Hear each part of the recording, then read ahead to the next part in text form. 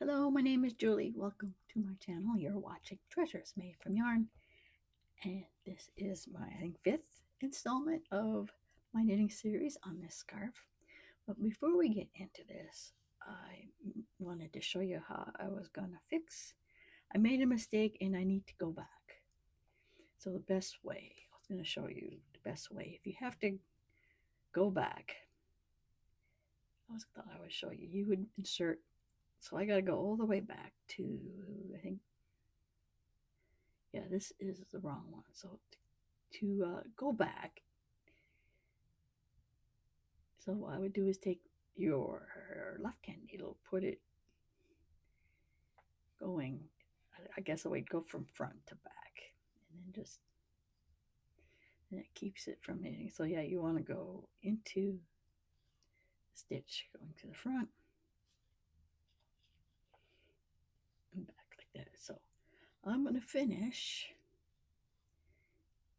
going back to where I need to change my mistake, and then we'll actually proceed with the video. Okay, now we are back and ready to proceed. So I'm going to catch you up on the last four videos. So the first video I show how to cast on.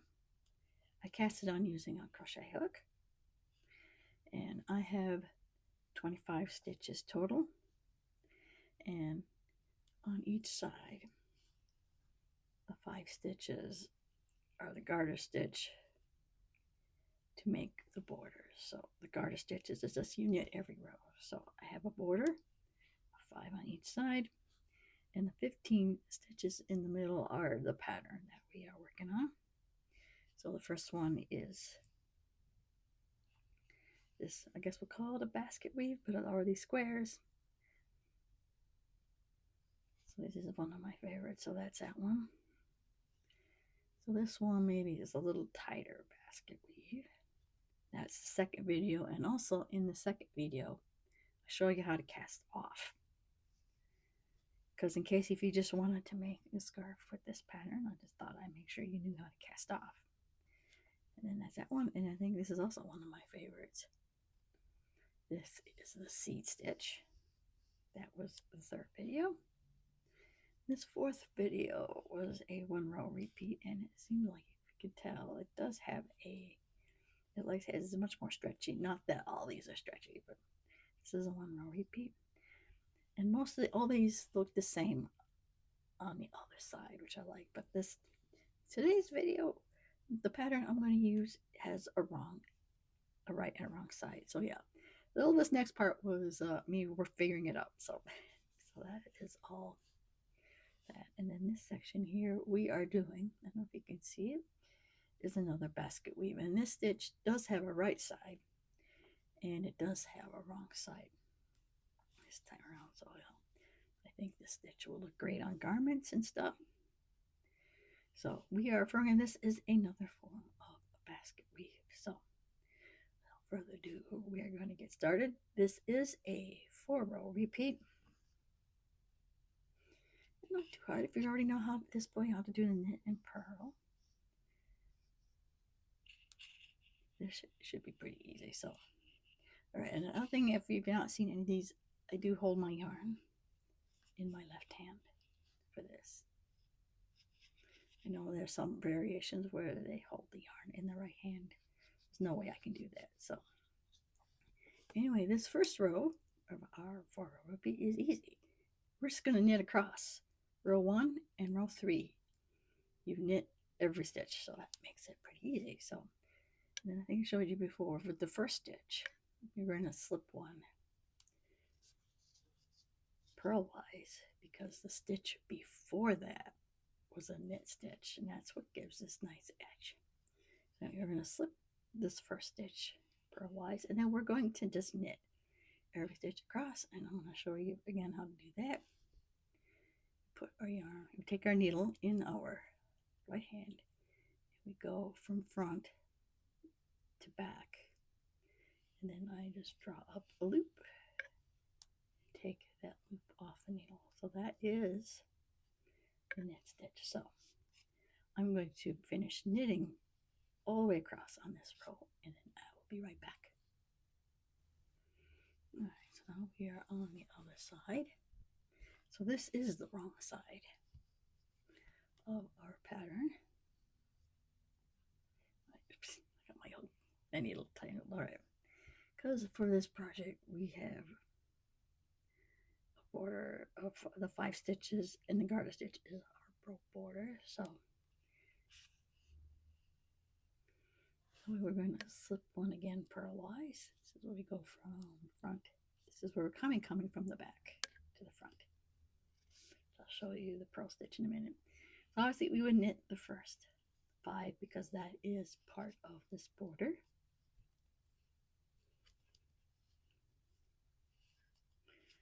All right, and now we're going to show the actual pattern.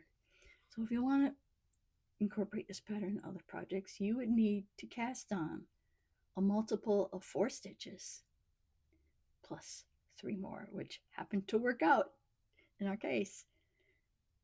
The multiple 4, 15 happens to be 12.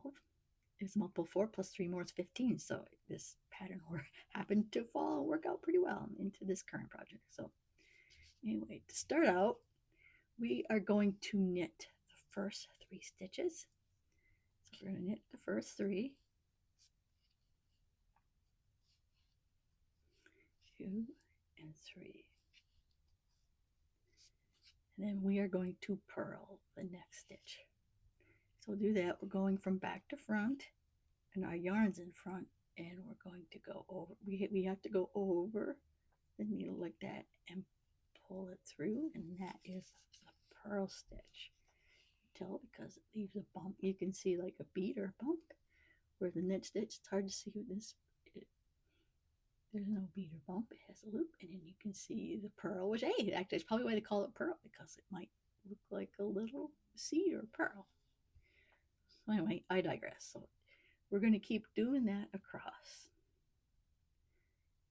until we get to the last 3 stitches of the pattern. So again, we're going to knit 3, 2, 3. We're going to purl. Well, I guess we're going purling. We're going from back to front. Our yarn's up front, and then we're going to bring the yarn over and then pull it back through. That's the purl stitch. And we knit 3, again, which is front to back for the knit stitch. And the yarn's behind our work, and we pull the stitch up. 2, 3. Then we purl. This is from back to front. The yarn over. That's the purl. All right, so we should be at a point. Okay, not counting. If we count back 1, 2, 3, that's our border for a 5. We are at the last 3 for the pattern, so we are going to knit these last 3 stitches.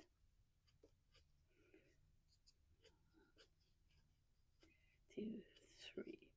And that is the repeat for that pattern. Again, these last 5 stitches are part of the border on this particular project.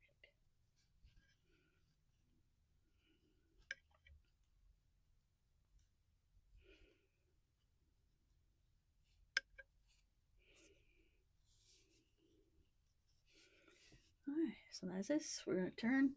And again, like I said, this is row 3. And row 3, we are going to knit all the way across. So I'm going to do that. Remind you that our first stitch, we slip it purlwise. Like that. Slip it purlwise. And now I'm going to knit this across. All right, so we finished the 3rd row, which is knit across. All right, and this is the 4th and final row of our repeat. So we're going to slip one again, purlwise, and knit the next 4 stitches because that is our and that is our border.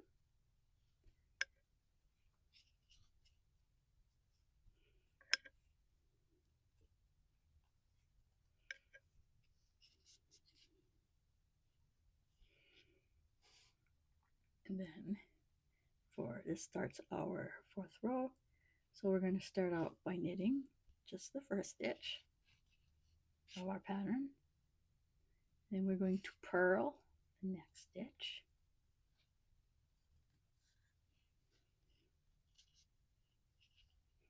We're going to knit the next 3 stitches.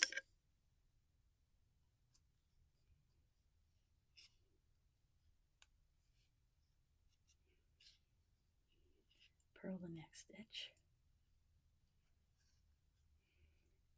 Knit the next 3 stitches.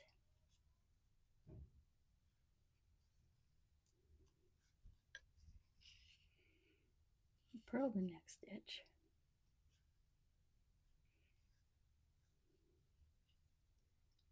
Knit the next 3.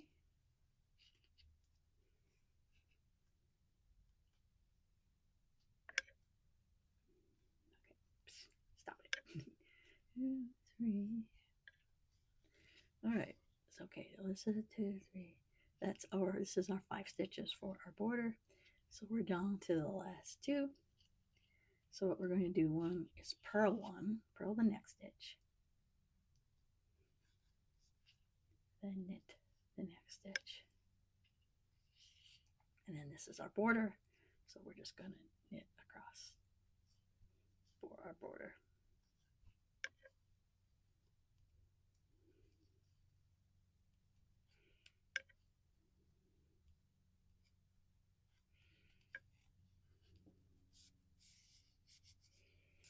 All right, that is it. That is our 4-row repeat.